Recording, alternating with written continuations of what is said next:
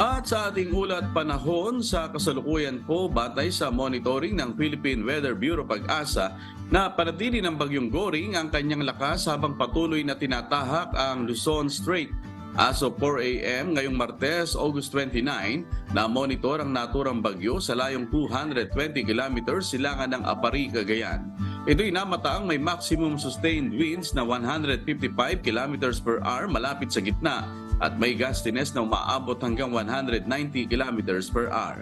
Kumikilos ang bagyong Goring pahilagang kanluran sa bilis na 10 kilometers per hour. Nakataas ang Tropical Cyclone Wind Signal number 3 sa northeastern portion ng Babuyan Islands.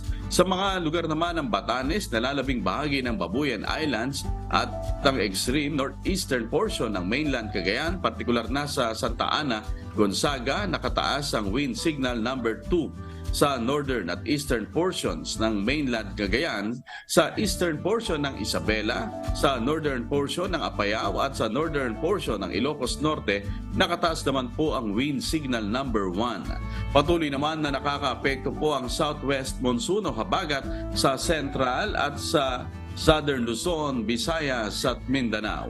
Sumikat po ang araw kaninang alas 5:44 ng umaga at lulubog naman mamayang alas 6:11 ng gabi.